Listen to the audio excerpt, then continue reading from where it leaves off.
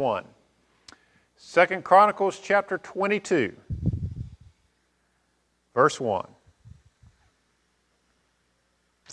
Then the inhabitants of Jerusalem made Ahaziah, his youngest son, king in his place. This is Jehoram's youngest son. And remember that Jehoram had what? Killed all of his brothers. Remember that? We learned that 2 weeks ago. He was the only one left. So when he died, Ahaziah, his youngest son, became king in his place. For the raiders who came with the Arabians into the camp had killed all the older sons. So Ahaziah, the son of Jehoram, king of Judah, reigned. That's right. Jehoram saw all of his other sons killed, and only Ahaziah, his youngest, was left. So just as he killed his brothers, he had to watch his sons die. Very, very violent, and we're going to learn about more violence tonight. And some things are going to be almost incomprehensible, what we're going to learn in this chapter, but they are real. And maybe you've read this before, but maybe you've never picked up on this, but we're going to bring out the violence and the evil tonight. Verse 2. Ahaziah was 42 years old when he became king, and he reigned 1 year in Jerusalem. His mother's name was Athaliah, the granddaughter of Omri. Athaliah, of course, was the daughter of Ahab and Jezebel. Okay? This was the lady that who good King Jehoshaphat gave his son to be married to. He gave his son in marriage to this lady, Athaliah, to make that alliance. Remember, we learned that many moons ago, as the Indians would say. Many moons ago, we learned that. And now we see she shows up, and she shows up in a very, very notorious way. Verse 3, he also walked in the ways of the house of Ahab, for his mother advised him to do wickedly.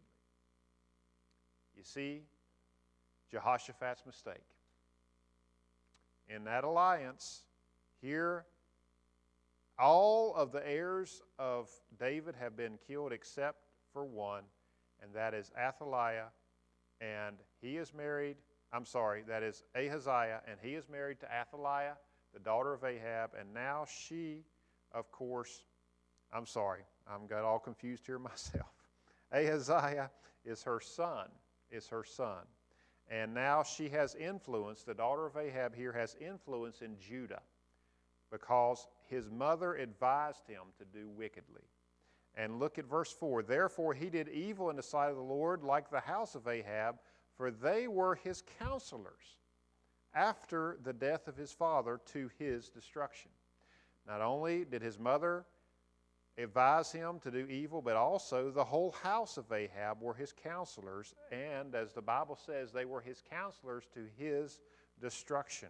So Ahaziah was counseled by his wicked mother, who was the daughter of Ahab and Jezebel, and also those of Ahab's house was his counselors. Now remember, he is of the offspring of David, and he is one of the last survivors of David, and he is the king of Judah. But here you have the evil influence of both Ahab and Jezebel in Judah. Now remember, Ahab and Jezebel was where? The northern kingdom, Israel. But here they had gotten influence in the southern kingdom, the line of David of Judah. And it's a tragic thing, and we're going to see this tonight. Verse 5. He also followed their advice and went with Jehoram, the son of Ahab, king of Israel, to war against Hazael, king of Syria, at Ramoth Gilead, and the Syrians wounded Joram. Now, we need to stop here because Jehoram is not the same man, of course, that passed away, Ahaziah's father. He is the brother of this wicked lady, Athaliah. Okay, he is Ahab and Jezebel's son. He had the same name, however, as Jehoram, who passed away.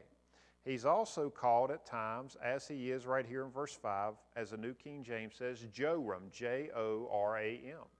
Joram, Joram or Jehoram. But it is not the same man. This man was the ruler and the king of the northern kingdom of Israel. Now, if this isn't confusing enough, he is also the uncle of Ahaziah. Okay? That's important to understand because he is Ahaziah's uncle. All right? Because whose brother is he? He is Athaliah's brother. He is the son of Ahab and Jezebel, just like she was the daughter of Ahab and Jezebel. Now, do you think maybe that had some influence for who? For Ahaziah to take up arms against Syria and go to battle and follow the advice of Ahab's council, of the house of Ahab's council, and go with this Jehoram, the son of Ahab, king of Israel, to war against Hazael, king of Syria. Okay, they had a pact here. And the Syrians wounded Jehoram, Ahaziah's uncle. They wounded him. And he returned to Jezreel to recover from the wounds which he had received at Ramah, when he fought against Hazael, king of Syria. And Azariah, the son of Jehoram, king of Judah, went down to see Jehoram, the son of Ahab, in Jezreel because he was sick. His going to Joram was God's occasion for Ahaziah's downfall. For when he arrived, he went out with Jehoram against Jehu, the son of Nimshi, whom the Lord had anointed to cut off the house of Ahab. So we're going to stop right there at verse 7. And we're going to be reminded about Jehu. Now, Jehu was a tough man. Okay, I didn't say he was a bad man, but he was a tough man. And if you can read 2 Kings chapter 9, you'll see an account of this story, what Jehu did. Jehu was appointed by God to basically wipe out the house of Ahab. And boy, did he go about his job with a vengeance. If you read 2 Kings chapters 9 and 10, you're going to find out what he did. He basically completely destroyed all of Ahab's descendants, and do you remember what he did to Jezebel? He pulled in there on his chariot, and by the way, he was a wild chariot driver because when they saw him coming, I think one of the captains this Jehoram told him, said, "Here comes a chariot, and the man who's driving it is driving wildly like Jehu. We think it's Jehu." And basically, Jehoram and King Ahaziah went out, the king of Judah, and they were together. And here come Jehu on his chariot. And Jehoram said, "Is all well?" And Jehu said, "Or is everything at peace?" And Jehu said something like, "How can anybody be at peace with you around?" And basically, Jehoram knew the gig was up, and he knew he was in trouble, and he hollered out to Ahaziah. He said, "Ahaziah, treachery." And they both took off on their chariots, but it didn't bother Jehu. He killed them both. Now, Ahaziah, he didn't die till sometime later in Syria. But Jehoram, he died right there on the spot in his chariot because the arrow pierced his heart. And then Jehu took off, and he pulled up to Jezebel's window. And Jezebel, had painted her eyes and made up her hair, and she came out real arrogant and stately, and she said some smart aleck comment to him, basically, that you would have to understand in context, basically referring to him as a ruler who had tried to overthrow the king that was in place at the time, and he had been assassinated just a week later, and she was basically saying, "You're no better than him." And Jehu just said, "Who's on my side?" And a few eunuchs stuck their head out the window and basically said, "I will." And he said, "Well, if you're on my side, just throw Jezebel out the window." And they did so. And you know what Jehu did? He ran over her with his chariot and horses several times. And then he went in and he had lunch. And he told one of his servants, said, "Go ahead and go out and bury her." And they went out to find Jezebel, but they didn't find much of her, just her skull and some of her hands and her feet, because the dogs had eaten her body while he had lunch, just as God had prophesied. So you can read all about that in 2 Kings chapter 9 and 10. Don't read it before you go to bed because it may give you nightmares. But it's pretty gruesome. But that's a basic, you can read about it for yourself, but that's basically what happened. So Jehu was God's instrument of wrath on the house of Ahab. And he basically killed all of Ahab's sons, and he killed all of the people in Judah who were in alliance with Ahaziah. He killed all of them. And Jehu was one man that you did not want to mess with. And you see him mostly in 2 Kings, but here he's mentioned in 2 Chronicles. Because Jehu the son of Nimshi, whom the Lord had anointed to cut off the house of Ahab. And when he arrived, that's when trouble started. And it happened, verse 8, when Jehu was executing judgment, and boy did he ever, I told you about that. He executed judgment on the house of Ahab, and you know what he did? He found the princes of Judah and the sons of Ahaziah's brothers who served Ahaziah, that he killed them. And that's in 2 Kings. He killed all of them. And then he searched for Ahaziah, because he had wounded him in the chariot. And they caught him, for he was hiding in Samaria, and brought him to Jehu. And when they had killed him, they buried him, because they said, he is the son of Jehoshaphat, who sought the Lord with all his heart. So the house of Ahaziah had no one to assume power over the kingdom. So basically what happened is, to make a long story short, Ahaziah went to see his uncle, Jehoram, in Israel, and he went at the wrong time. Because he went to see how he was doing, to check on him, and guess who showed up? Jehu showed up, and Jehu killed him, as well as Jehoram. He executed judgment on the whole house of Ahab, and Ahaziah too. So do you think it was by accident? No. How do we know it wasn't by accident? Let's see here. Where does it say this? I read this, didn't I? Do you remember reading this?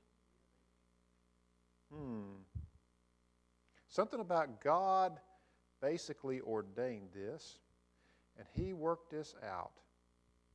Is it in verse 7? Yeah. Read verse 7 again. His going to Joram, and that is Jehoram, basically his uncle, his going to Joram was God's occasion. Did you hear that? Verse 7 was God's occasion for Ahaziah's downfall. For when he arrived, he went out with Jehoram against Jehu, the son of Nimshi, whom the Lord had anointed to cut off the house of Ahab. He went out, and that was the end of him. Because when Jehu saw him, he was as good as a dead man. So, who planned it all? God. Because his going to Joram was God's occasion for Ahaziah's downfall. What can we learn about this before we complete the chapter tonight? You think God knows what's going on? Now, if you know anything about Jezebel, you know what a wicked woman she was.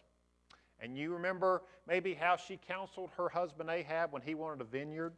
You can read about that in 1 Kings. He wanted this vineyard, and the guy wouldn't sell it to him.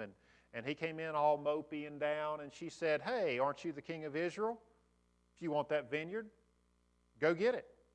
Murder the man and get his vineyard. And Ahab did that. Remember how she executed all the prophets of God? But they had to hide some of the remaining prophets in caves so she wouldn't kill them. Remember how she told Elijah, after he executed all the prophets of Baal at that great victory at Mount Carmel, how she said, if I don't make you like my prophets by tomorrow at this time, you watch, I'm going to kill you by tomorrow. Jezebel was one of the most wicked women that ever lived. But she had a daughter. She had a daughter. You know who her daughter was? Verse 10. Athaliah. That was Jezebel's daughter, Ahab's daughter. And who she married to? She was married to who? Jehoram of Judah. And whose mother is she? Ahaziah's mother. So she's in Judah now. She's got control. And when Ahaziah was killed by Jehu, verse 10 says, now when Athaliah, the mother of Ahaziah, saw that her son was dead, now you're going to have to wrap your mind around this. She arose and destroyed all the royal heirs of the house of Judah. Now you say, okay, Jezebel was wicked. She was wicked too. She was Jezebel's daughter. What's the big deal? The big deal is, you know who the royal heirs of the house of Judah were? Now think about this. if you remember back in chapter 21, Jehoram, the king of Judah, Ahaziah's father, had already killed all his brothers. So there wasn't hardly any heirs left. You know who the only heirs were left? Who they were? Her grandchildren. Her grandchildren. Because if you look here and understand this chapter, Ahaziah was the only one left. His children were her grandchildren. And the Bible says in verse 10 that she killed all the royal heirs of the house of Judah. She killed her own grandchildren. Grandmothers, can you imagine that? I mean, how sick would a person have to be to kill their own grandsons? How greedy for power. But, verse 11, Jehoshabeath, the daughter of the king, took Joash, the son of Ahaziah. See, this is why we know that it's her own grandson. Because Joash is whose son? Ahaziah's son. Who's the mother of Ahaziah? Athaliah. Think about this. This lady had to hide Joash, her own grandson, Athaliah's own grandson, from his grandmother. They took Joash, the son of Ahaziah, and stole him away from among the king's sons who were being murdered, her own grandsons, and put him and his nurse in a bedroom. So Jehoshabeath, the daughter of King Jehoram, the wife of Jehoiada, the priest, for she was the sister of Ahaziah, hid him from Athaliah so that she did not kill him. Had to hide the boy from his own grandmother. Verse 12, and he was hidden with them in the house of God for 6 years, while Athaliah reigned over the land. 6 years. Now this child, Joash, was most likely an infant because the nurse, he was probably about Nathan's age, just an infant at the time. And that's the reason they could hide him so well, because more than likely as he grew, they kind of camouflaged him in with some of the priest's children. And this wicked lady, Athaliah, didn't recognize him. She didn't know who he was. But he was hidden 6 years till he was 6 years old. And this is what is so amazing about God's faithfulness. If you think about it, Joash, this little bitty boy, Joash was the sole remaining heir of David. Everybody else was dead. Why? Because Jehoshaphat made a treaty with Ahab and gave his son to Ahab's daughter. And that allowed entrance of the wickedness of Ahab and Jezebel into the nation of Judah. And because of this terrible, terrible mistake, think about this. The line of the Messiah that Jesus Christ would come from was almost wiped out. Now remember, it all goes back to who? It all comes back to Jesus. It all comes back to Jesus Christ. Think about this. If this little infant Joash would not have been hidden, where would the lineage of Jesus Christ come from? The Davidic dynasty would have been gone. There would have been no heir of David. There would have been no son of David. But because of God's faithfulness and His providence, one little baby boy, Joash, was hidden from this wicked queen mother and survived and became good King Joash that we're going to read about in the upcoming chapters. But if he wouldn't have been hidden, where would a Jesus Christ came from? But God the Father is what? Always faithful. And He always, always is in control. Isn't He? Even when man makes mistakes and even when people do everything wrong, He still is in control. Even when wickedness abounds and it looks like the wicked have absolutely overthrown the righteous and there's no hope left, God's still in control. Now, I don't know about you, but I have to question, say, God, why in the world did you allow this crazy woman, Athaliah, to murder all these innocent children, to her own grandchildren? And why did you allow her to reign over the nation of Judah for 6 years? Could you imagine how the people must have felt? God, what have you done? Why are you letting this wicked woman reign over us? 6 years. 6 years. But I'm sure that the nation of Israel was probably asking that when who was on the throne? Ahab and Jezebel in Israel. But what happened to them? You can read that in 2 Kings chapters 9 and 10. God always what? Renders justice. Divine justice. Now, like I said, those chapters are very disturbing, but it's reality. It's very, very true. Makes you wonder about, the reality of the world. We live in a very, very fallen world, but God's still in control. Now, we also know that God is what? Loving, but He is also holy, and He is also just. And if you read about what happened to Jezebel, you know that He is not mocked. So, when we see wicked people arise around us, and we see wicked leaders in our world today, dictators and things like that, and it makes you so mad that you wish that you could just do something about these wicked people, and you wonder how they could commit these atrocities, where's God? Don't worry. He's the same place He's always been. He's on His throne. He's on His throne. And He is in control. So, Lord willing, next week we will pick up in chapter 23 to see what happens to Athaliah and how Joash is crowned the king of Judah and how Judah gets back on the right track after this terrible, terrible departure from the truth and from following God that we see here in Jehoram and Ahaziah. These two men, father and son, threw and derailed the whole nation of Judah into a terrible, terrible time of apostasy and idol worship. But God now brings the nation back with one little baby boy, the sole remaining heir of David. Fascinating reading. And like I said, if you want to read about good old Jehu, you can read 2 Kings 9 and 10. He was not a man that you would want to meet in a dark alley, and he was certainly not a man that you would want after you, as Ahab's family found out. Any closing questions or comments tonight? All right. Well, thank you for your attention. And Sam, would you mind to dismiss us with a word of prayer?